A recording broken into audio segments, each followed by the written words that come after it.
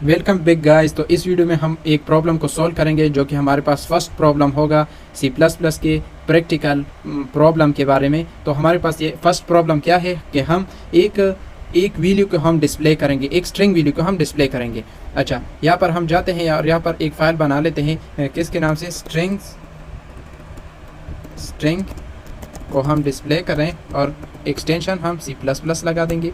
और यहाँ पर पहले हम प्री प्रोसेसर डायरेक्टिव को इंपोर्ट कर लेते हैं, #include iostream।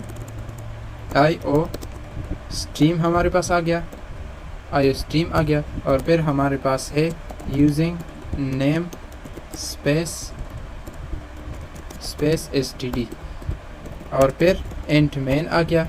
और यहाँ पर हम जो कि हमारे पास फर्स्ट प्रॉब्लम है कि हम एक स्ट्रिंग वैल्यू को हम डिस्प्ले करेंगे। अच्छा, यहाँ पर मैं सी आउट लगा दूंगा, यहाँ पर मैं लिख दूंगा कि C++ प्रोग्रामिंग।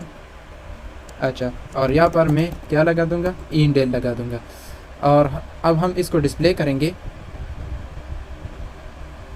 आप यहाँ पर देख सकते हैं कि हमारे पास क्या आ गया, C++ प्रोग्रामिंग।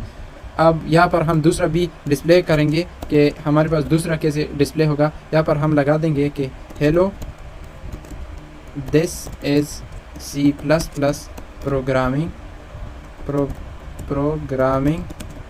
लैंग्वेज। ये हमारे पास हो गया। और फिर इंडेल। अब हम इसको भी डिस्प्ले करेंगे। हमारे पास आउटपुट क्या आता है, थोड़ा सा वेट कर लेते हैं। और यहाँ पर हमारे पास जो कि हमारे पास आउटपुट आ गया कि C++ प्रोग्रामिंग और hello this is C++ programming language. तो ये प्रॉब्लम हमारे पास किसके बेस में था कि हम इसमें क्या करेंगे कि एक वैल्यू को, एक स्ट्रिंग वैल्यू को हम डिस्प्ले करेंगे। तो नेक्स्ट वीडियो में हम सेकंड प्रॉब्लम को देखेंगे कि हमारे पास सेकंड प्रॉब्लम क्या है। तो आज के लिए इतना ही, थैंक यू।